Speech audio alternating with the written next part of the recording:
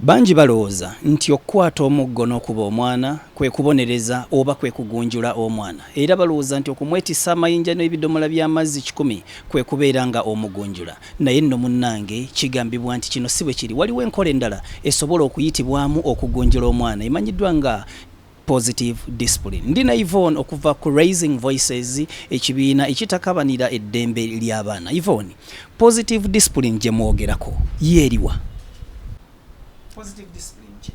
Positive discipline y'engeri gye tusobola okugunjulamu abaana ne tubayigiriza empisa nga tetutyobodde eddembe lyabwe, tetubatuusizzaako bulumi bwonna oba bisago byonna.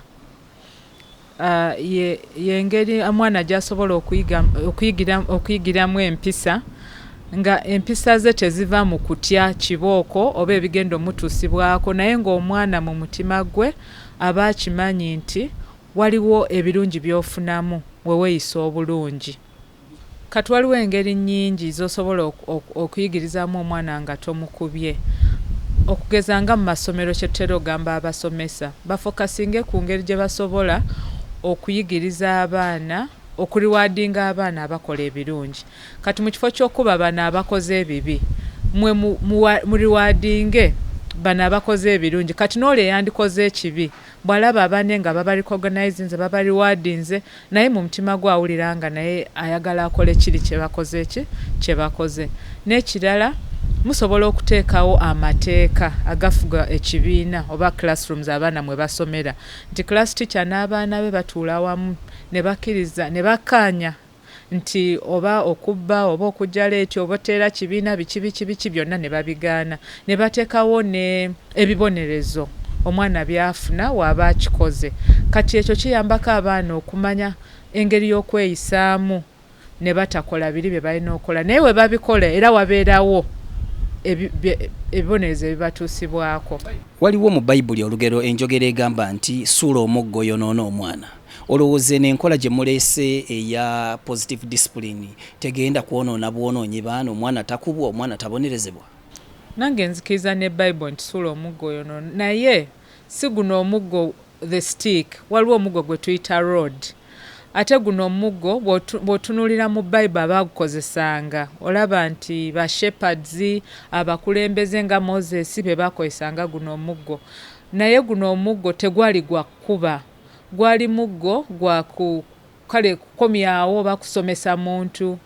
Kyova olaba ogwo omuggo gwalina shepu yaagwo nga gulina kahuuku ewo mu maaso, nga ekigendera kya kukomyawo endiga webe nga egenze oba ezaayo oba ekoze etya nga bagikomyawo. Kati n'olwekyo buli muzadde yenna, buli musomesa, buli muntu yenna alina obuvunaanyizibwa obw'okulaba nti abaana tubayigiriza empisa, tubasomesa engeri gye bateekeddwa okweyisa, naye bino byonna tusobola obikola nga tetubatuusizzaako bulume, naye tusobola obbasomesa, tusobola ffe bennyini okubeera ekyokulabirako, tusobola okubateerawo amateeka ge balina okugoberera, expectations ze tubeetazaamu zonna zina kuba clear. Omwana n'amanya nti nteekeddwa okweyisa bwenti ne bwenti, kino bwe si kikole, kino kye kigenda okuntuusibwako.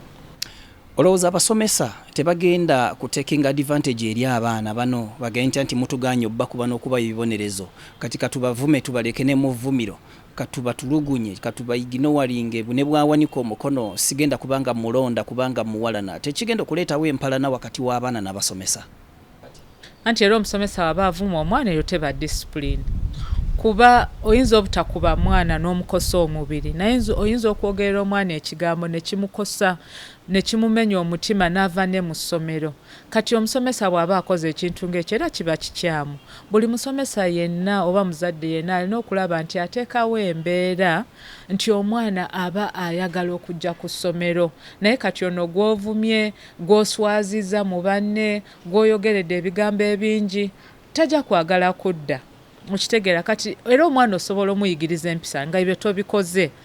Kati tulaba nnyo nti bateeka ennyo essira mu kusomesa baana, mu kubagunjula n'okubayigiriza kye balina okukola, so si kubavuma na kubaswaza abaana ne baba bakoze ekikyamu. Wakati w'okugunjula n'okubonereza, kubanga tulaba positive disciplining nti kugunjula omwana nga takubiddwa, tokubonereza tulaba nga n'obuggo obubiri nagwo omusango okubeera nti okubya omwana. Njawulo ki eri wakati w'ebintu bino ebibiri? kati era njawulo katugeze waliwo enjawulo mu kugunjula n'okubonereza.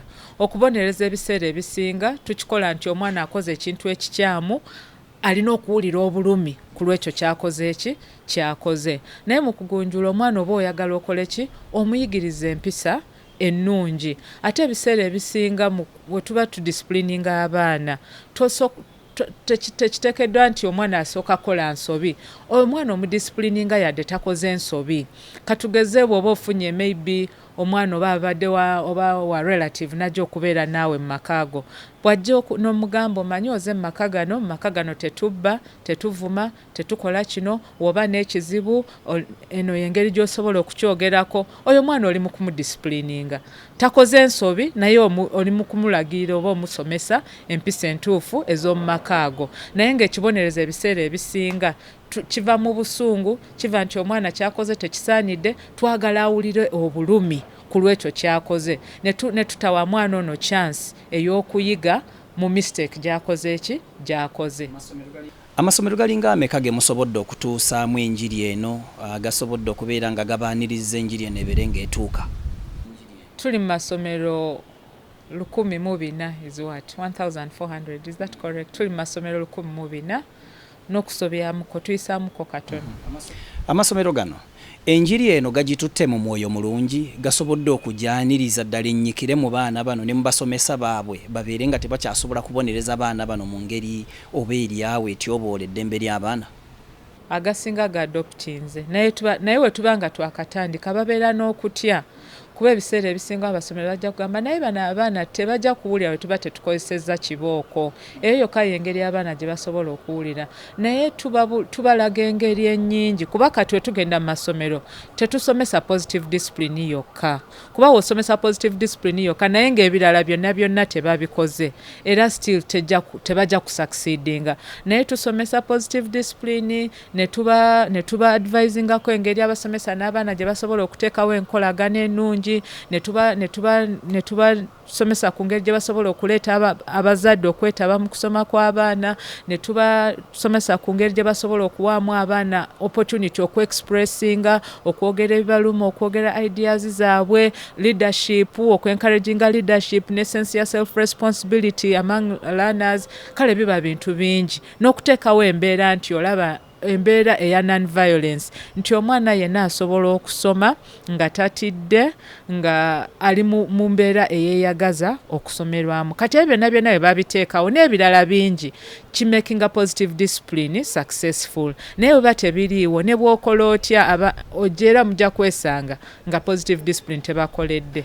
Mwenga aba Raising Voices ekibiina ekitakabanira eddembe ly'abaana kiki mukoze okulaba nga at least ebibonerezo bino ebikakali biggwawo mu masomero kubanga bibadde bifuuse ekyonga eri abaana nga nabamu batya okugenda ku masomero? Katukoze ebintu bya njawulo. Ekisooka tukoze n'amasomero, waliwo good school toolkit gye tuimplementinga mu masomero. Tukwatagana n'aba media ebiseera ebisinga, tuwandika articles, tusomesa abantu ku TV ne ku radio, tubeera ne media campaigns, tugendako ne mu bitundu abazadde baffe mwe bali. Tulina program gye tuyita community activism ne twogerako n'abazadde engeri nabo kuba omwana bw'ava ku ssomero ng'abasomesa tebakozesa corporal punishment najje wakanga omuzadde akikozesa, oyo mwana aba muzibu nnyo w'okudisciplininga because of the inconsistency. Katuba twagala nti omwana bw'ava ku ssomero nga teri corporal punishment n'ewaka. Kati awo omuzadde bw'ayogera omwana awuliriza, n'omusomesa bw'ayogera awuliriza, naye no we bamukuba eno nga tebamukuba aba agamba awakiri bankubemu, okitegeera. Naye bw'amanyiira aba mwangu okola ki obw'okudisciplininga. Katwogerako n'abazadde, naye naffe tukoze partnerships ne organizations endala, naye ne government nayo tukoze partnership naye okulaba nti guno omusomo gwa positive discipline gutuuka mu masomero ag'enjawulo. Omwana kituufu okumugunjula, naye omugunjudde otya? Teweerabira nti omwana naye muntu era yatondebwa mu kifaananyi kya Katonda. Kale gwe bwibanga kibooko bagikuyisaako ekuluma n'omwana we kitwale nti emuluma. Engeri nnyingi nnyo gy'osobola okuttamu emmese ne bw'obeera nga togikubye ku mutwe kugitta. Osobola ogikwasa akamasu oba osobola okugiwa obutwa. Kale n'eddembe ly'abaana lisaanye okubeera nga liweebwa ekitiibwa. Kabuye Israel, BTM TV Community Report.